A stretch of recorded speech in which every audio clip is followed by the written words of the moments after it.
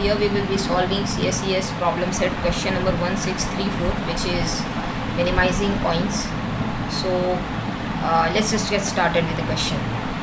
So here we are given few coins, right? Basically we will be given an array of coins and we need to produce a sum. Like we need to use these coins such that we are able to create this desired sum, and in this case basically we need the minimum number of coins. So that is, we want to use the minimum number of coins to get that desired sum. So the question is pretty simple to understand. So let's just start solving it.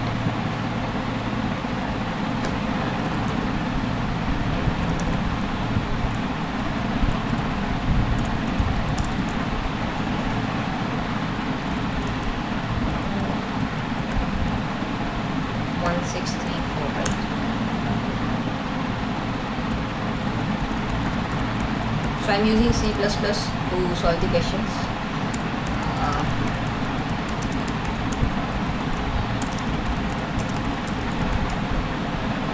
Okay. So here we are given an array with the number of coins, with basically the number of coins, and as well as an array with the set of coins, right? So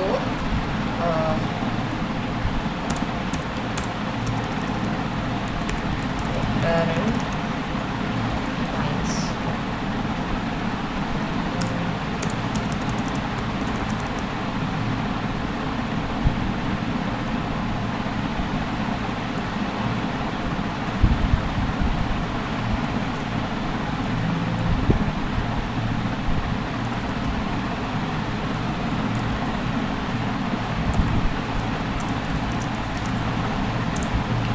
N will be the number of coins, so that is a input, and we will have a set of coins, so that I am storing in a vector. So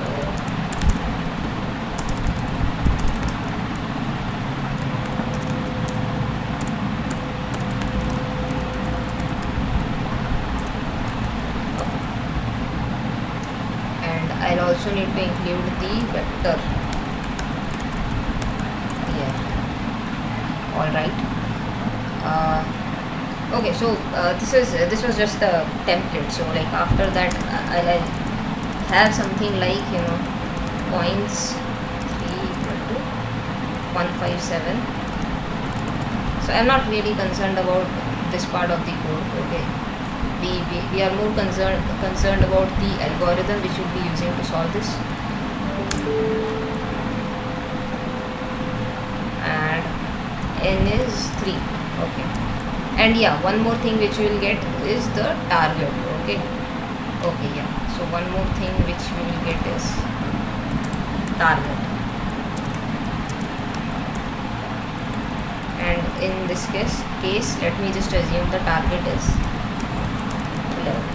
And one more detail, that we have infinite supply of each of these coins. Okay, so if I am saying 5, I have like infinite coins of denomination 5. So that is not a bar. We can use 5 multiple times. So let me just mention it. Infinite supply of coins. Okay, of individual coins. Now,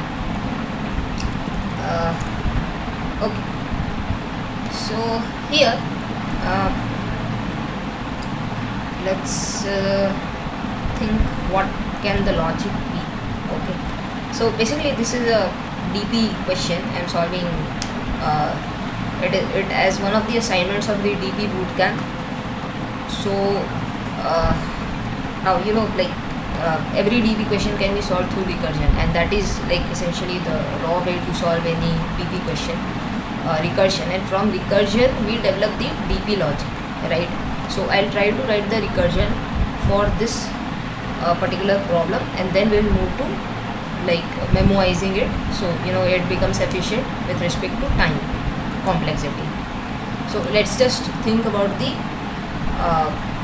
this recursive case, like whatever the recursive function will be, right? So yeah, so I'm just taking f. So f is my recursive function. Okay, so now in any DP problem, right, we need to first define, a state. State basically is not state particularly. Basically we need to define the question condition, like what does question demand from us, and I'll try to represent it in terms of the function, right? So here we need to return the minimum number of coins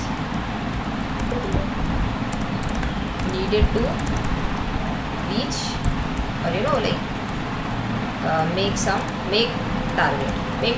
Okay, and this I'll define it like this. So suppose if I have a function f, it is taking two params, end and target. So this function is will basically return minimum number of coins needed to make target, right? And here the coin set includes 0 to n, like 0 to end. Okay, so this is just the base condition, like I'm trying to define this function over here, how I'm going to write it. So okay, let's just get started. So here I'll take an index or and I'll take what, target, right? Yeah, okay. So now in these questions, right, in like here you see there is one pattern, that for any particular index, right, suppose if you are at 1, or if you are at like 5th, or if you are at 7, so for any particular index we have two choices, like we can either pick this coin or we cannot pick this coin, right? Now even when we are picking also, then we have to tell that how many coins we are taking of that particular denomination. So that also we need to say. So let's just write it in basic English what we are understanding. So one option I have is to pick any particular denomination coin, right? So suppose if I am at 1, how can I pick it? Like how will I know if I can pick it or not? Okay, suppose I am here, right? Now I have to pick this particular coin. If I pick this particular coin, like whatever our result be for the remaining conditions, right? Whatever our result be for the remaining condition, one thing is sure, that I have picked one coin, right? So in our result, I'll have to add one, right? Now what the remaining condition is? So we have to think in terms of index and target. Now suppose if you have picked one coin, right, for some denomination, will the index move? If you see here, suppose you have picked 1 rupee coin, right, for one case. In the next case, can you pick one or you cannot pick one? We can pick one, right? Why? Because we have infinite supply of individual coins. So will the index move? No, the index will not move. Will there be any change in target? Yes, there will be a change in target. Why? Because we have picked one coin, right? So we need to remove that. We have achieved that small part of our target, right? So we can remove that from here. So let's just remove it.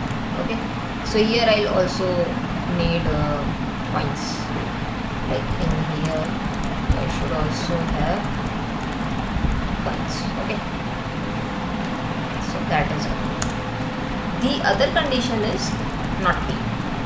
So if I'm not picking a coin, right, there's no increase in our result, right? So 0 plus here, and if I'm not picking this coin, right, if I'm not picking this coin at this point of time, will I pick it in the next iteration? No, of course not, right? Like we do not need this coin, that's why we are not picking it. If we are picking it, it will go in this case, but if we are not picking it, we will simply move ahead, right? We will we'll move ahead from the index, and and our target will still remain the same, right? So at the end we have to return the minimum, right, of pick or not pick. Now we need to define the base conditions. So one thing is very sure, that one thing is that we are subtracting some amount from target, right? So at one point this target will definitely go beyond 0 for us. Now that is base case. Basically we are hitting base condition. So now here I can return any int max value or anything. So I am returning 1e9. One more case is there where like we are also subtracting 1 from the index again and again. So like we'll start from the end of the array and we'll reach the first point of the array, right? So index cannot be negative, but index can be 0. So whenever we reach that base condition, now when we have just one coin, if we think of it in this way, we just have one coin, right? Whatever denomination it be, it's very simple, right? We know how many number of coins we need. We can simply divide it by target, right? So for just one coin, the calculation is very simple. We just need to find if the coin is divisible by, like if it is perfectly divisible, we can take it, otherwise we'll return some maximum value. Okay, just a second. Yes, this looks correct to me. Let's see. Here what we are doing, remove this. Okay, there's some issue in this code. Okay, here I need to pass coins also, right?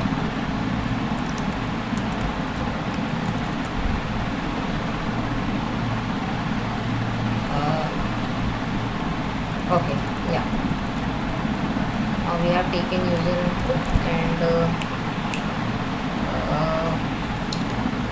anything else we need to do? Let's see. Okay, there's f of index. Like for us, the index will be n-7. We'll start from the ending. We'll set the target and we'll send coins in here, and we'll return this. Okay.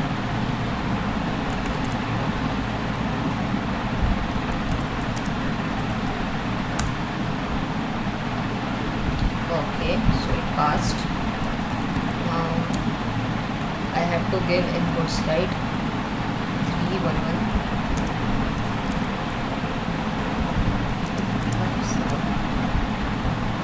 Okay, nothing was returned. Return this. I think I need to see out.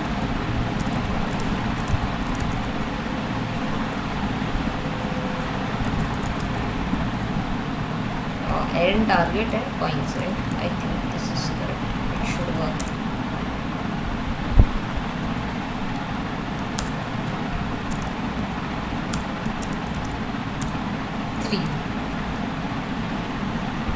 So the answer here is 3, which is correct. So our code is working correctly, right? But currently time complexity is exponential, right? Because this is a recursive function. So for every f, we have 2 options. So it's like 2 to the power of something, which is like too much. So we need to improve the time complexity. Now how we can do it? By memoizing it. Memoizing means that we need to store whatever the conditions we are calculating. We need to store it somewhere so that we do not calculate the same conditions and again and again, right? So let's just do it. So for memoizing, like if we are reducing the time complexity, of course space complexity will increase here, because it's a trade-off. So I need an extra vector, which is dp in my case, and I am initializing it with -1. Okay, and wait a second, I can't find my cursor. Yeah, so here we will send dp.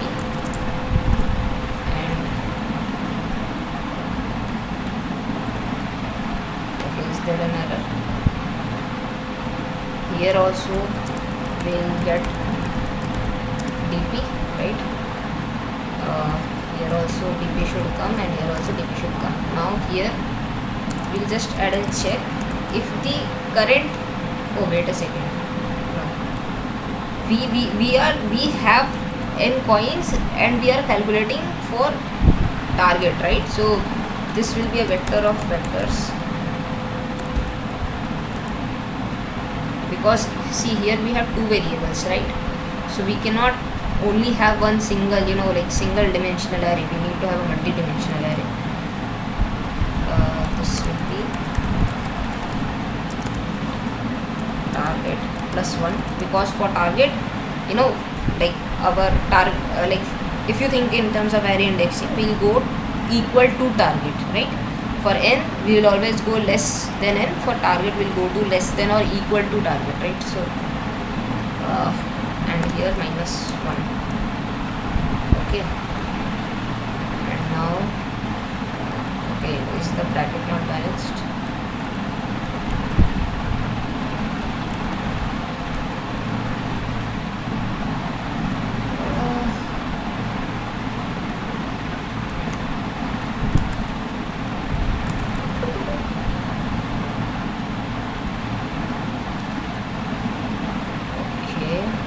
Here also this will change, right? It will be vector of and here, yeah.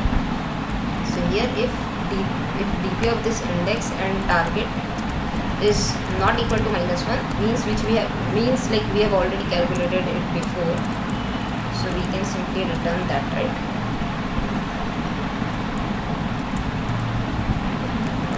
And in other condition,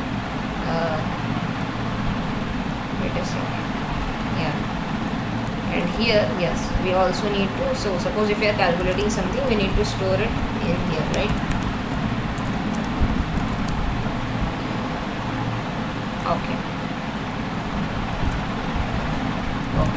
so now I think it will work. Let's see.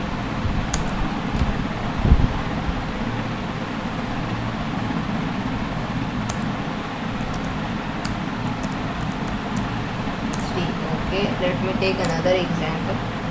So here we have a target to achieve 7, and we have 1, 2 and 3 coins. So the minimum number of coins needed here will be 3, right? 3, like we need 3 rupee coins and 1 rupee coin. Yeah. Do we have any other examples here? No. Okay, but this code is working, so I hope you understood my method of solving this question. Now I think this can be further, its complexity can be improved. We can further optimize it.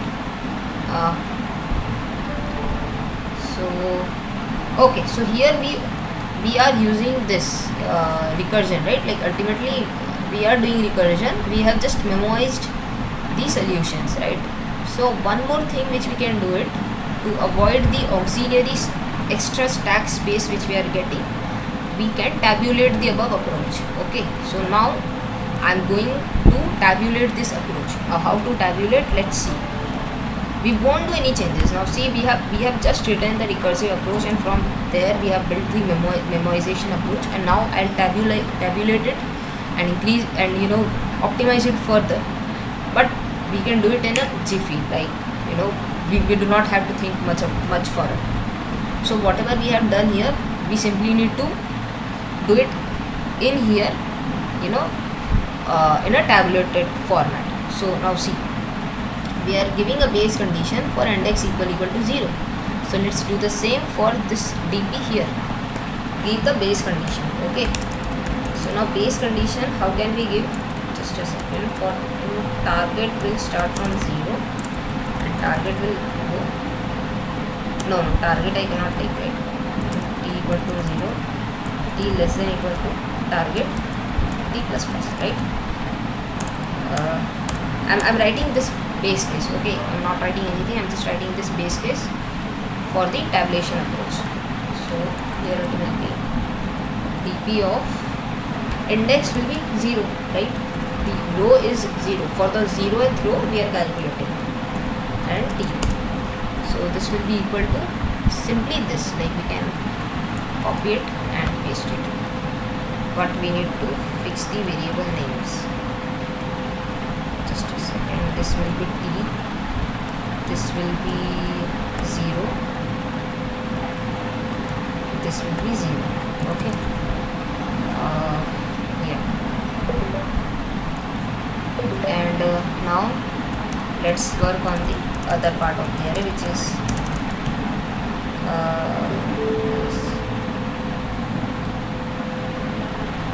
index equal to 1, index, like for 0th index we have already handled, right, using this index less than n, index plus plus, for an t equal to 0, t less than equal to target, t plus plus,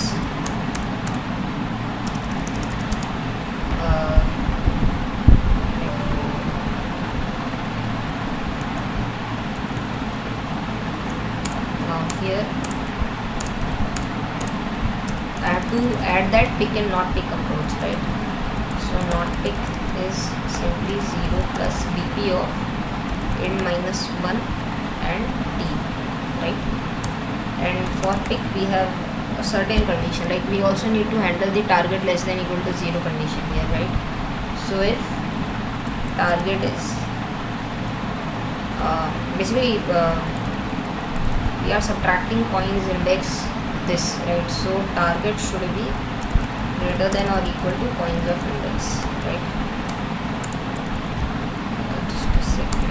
In pick I can give 1e9, and now in this condition I can say pick will be equal to 1 plus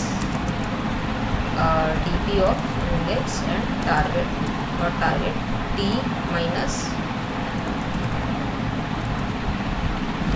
So here also it will not be target, it will be t, right? Yeah, and after this dp of this index and this t will be minimum of pick and not pick. And in this case end result will be simply dp of n minus 1 and target, right? So we have just tabulated the above approach by creating a DP, like a 2D DP, and populating it the same way recursion is populating it, right? So we have created similar loops and calculated the same condition. Let's check if it is working or not. Okay, first. Okay, it is working. So yeah, that will be it for this video. I think we have covered tabulation also. This I think we can further optimize the space complexity over here by so like if you look at this part of the code, at any particular time we are only concerned about the previous row, right? So here we are taking n minus 1 and here the current row, right? So but in here we have created a 2D DP, a 2D array. So like logically a 2D array is not really needed, we just need one row above it. So what we can have is we can have two 1D arrays, one which can hold the previous row and the other which will hold the current row. So that is one more approach of further optimizing the space complexity, but I am not going into those details currently. So yeah, thank you for watching. This is it.